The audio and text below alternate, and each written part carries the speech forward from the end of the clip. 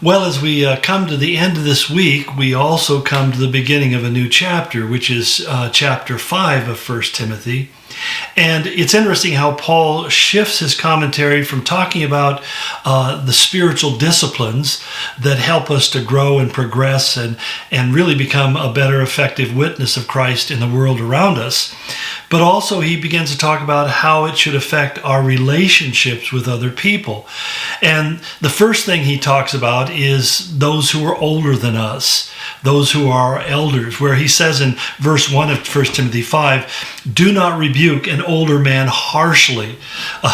The word rebuke there literally means to beat up on somebody, basically using your words to beat up on them, to sharply censure them or to rebuke them. And what he's saying is that we need to show a level of honor and respect to people who are older. Now, I particularly subscribe to this because I am older, and so, I'm the beneficiary of his advice here.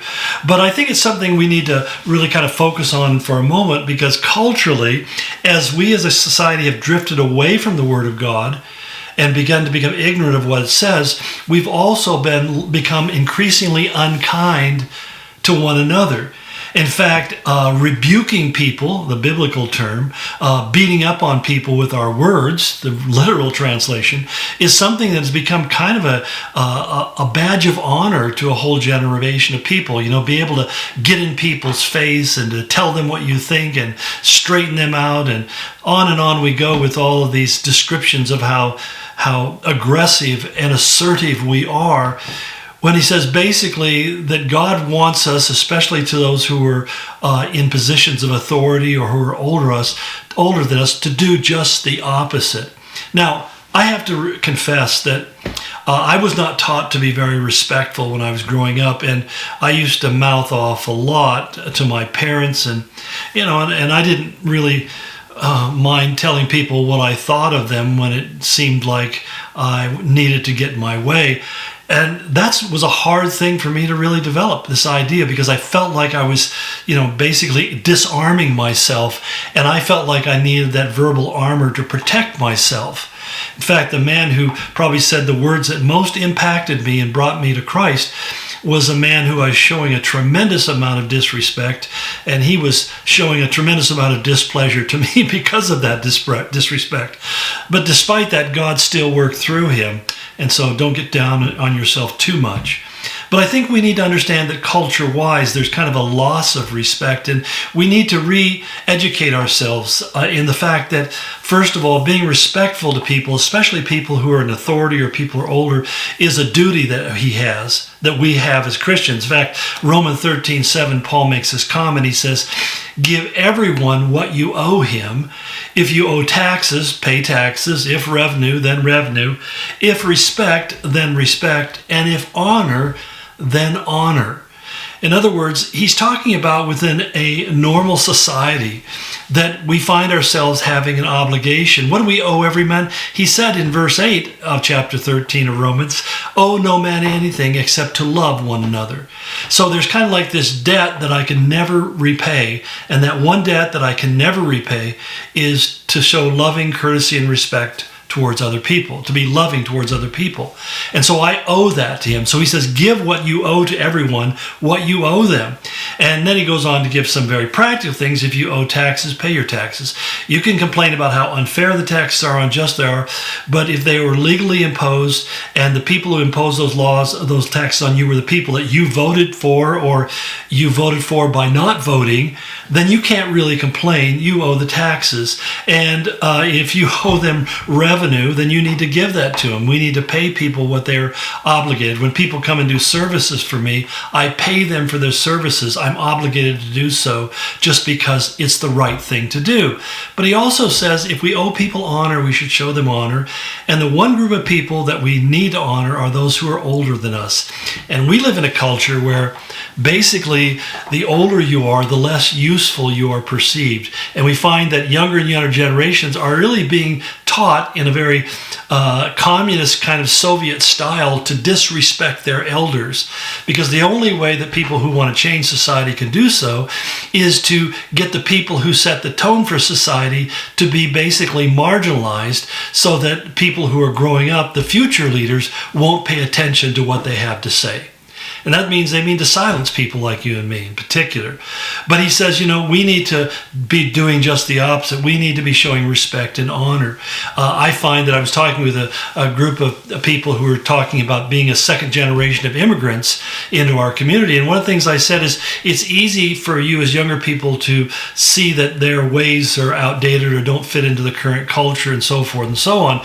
But you're falling into the error of disrespecting the fact that these people grew up under communist control and rule, and they maintained their faith. And maybe there are some odd aspects of how that faith developed, but you have to recognize it for what it is. The very fact that they endured those hardships and continued to be faithful to Christ through all of it. Maybe it became kind of legalistic. Maybe they became caught up in rules that aren't really important, and you can see that. But don't lose sight of the fact that they did it not because they wanted to be rule keepers, but because they wanted to be faithful to God. Honor them for what they endured for Christ, their perseverance, their steadfastness. Now, there's a real benefit to that. And in fact, in Ephesians 6:2, Paul talks about the commandment, the fourth commandment, which says, honor your father and your mother, which is the first commandment, the sixth commandment, the first commandment with a promise. He says, that it may go well with you and that you may enjoy a long life. So when God says, honor your mother and your father, he said, that's critical, that if you want your life to go well, if you want to prosper in life and you want to enjoy your life in this world, then you need to begin by honoring your parents. God says, I'll bless you if you do that. Now, in honoring your parents, it doesn't mean that everything your parents tell you is the right thing. When I got saved, my parents weren't Christians yet, and they gave me a lot of advice. In fact, I solicited their advice because I wanted to honor them, and I knew that they had lived and done more than me. But sometimes their advice, especially from my father, was not very Christian-like. I mean, it was really not, he just couldn't conceive that, not telling people the complete truth is kind of like telling them a lie. So he was a very effective salesman. But the point was that he would give me advice to do certain things, and I'd say, Dad, thank you, I appreciate that. And then I pray and I'd ask God what he wanted me to do. I would do what the Lord told me to do, and then my dad would ask me, how did that go? And I said, it went great. And then he felt good, he felt honored, felt respected, because he was assuming that I had taken his advice. Now, I know some of you saying, well, you should have corrected him. I knew that my dad wouldn't have taken that correction real well and would have interpreted it completely differently than I think I wanted him to hear it. So I really wanted my dad to know that I had a complete change in my life. I went from being very disrespectful, very dishonoring, very rebellious, to being one who honored and respected him. And in the end, that's what brought him to Christ. I mean, that's the thing that blows me away, is that him telling me that as he's on his deathbed, that change that he saw in me and in my wife was a thing that caused him to step back and realize that we had experienced something that he hadn't. That progress in his life, because he's a guy who spent his whole life fighting against the system and often coming up the worse for it. And I saw him at that moment recognizing that the fact that he was being honored was something that made him want to honor God. How God makes that change in our brain, I don't know, but I'm thankful. But also we need to keep in mind that the Apostle Paul said that this was also going to be one of the signs of the apostasy, the great falling away, the wickedness, the increase of wickedness that Jesus talked about we'll see in the end times. He says in 2 Timothy 3:1, he says, but mark this, there will be terrible times in the last days. People will be lovers of themselves, lovers of money. They'll be boastful, proud, abusive, and disobedient to their parents.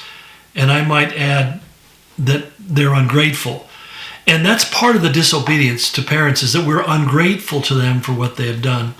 One of the things that's really, my wife and I were having this conversation one time, and we realized that if our parents had only made sure that we were fed and clothed and housed, we owed them respect just for that alone. the fact that they took care of us. They brought us home from the hospital. They raised us and they put up with us, especially when we were not fun to be around. That whole idea was that they deserved to be thanked for that. I need to be grateful for the fact that they didn't put me out on the doorstep or abort me or, drop me off at the police station or the fire station. Basically, he says, I need to recognize that I need to be grateful for what my parents have done for me. And I guess that's part of the question I would just, throw out to you is how grateful are you? Because one of the things that Paul said, he said to exhort, literally to correct, uplift, and encourage those older people in our life as if they were your fathers, as if they were your mothers. Not saying they're not above correction. I'm not saying that they didn't do any bad things. I mean, you may have justifiable reasons to be angry with your parents for something that happened. But in the end, being bitter and angry, anger becomes bitterness, bitterness becomes resentment, resentment becomes malice. And but basically, the writer of Hebrews says you end up corrupting your whole being. Someone once said that bitterness is like drinking poison and expecting somebody else to die. So, you can sit around and talk about how your parents messed up and the mistakes they made and how you're struggling now today. Well, I would simply say if you can recognize what they did wrong, then you no longer have to repeat their behavior. But if you constantly talk about it and complain about it, you're probably acting like them. Maybe even you're a worse version of them and you don't even recognize it. How do you get free from that? Well, you start by saying, God, thank you for giving me parents. Thank you for letting me survive my birth. Thank you for not letting me be aborted. Thank you for having parents who housed me, fed me, clothed me, who even paid for my education and did this and did that. We start thanking God for what they did. And what happens is that your attitude of your heart begins to change. And you find that when you talk to them and even share those things that maybe hurt, you do it with a whole different tone. You do it with a whole different mentality. For me, I remember I was just a young believer, been saved just less than 6 months, and I was living in Oregon. I was sitting next to a river one day, and I pulled out my notepad and I wrote a letter to my dad, and I said, Dad, I want to know, that I forgive you for the things that you did wrong. I know you love me. I know you did the best you could, and I want you to know that I forgive you. My dad kept that letter till the day of his death, and I think I probably still have it somewhere. But it made such an impact because my dad made a lot of mistakes. He was dealing with his own demons, and I didn't want to grow up spend the rest of my life dealing with his demons and making them my own. But when I forgave him, I was set free. Well, God bless you, and we'll look forward to continue the conversation next week.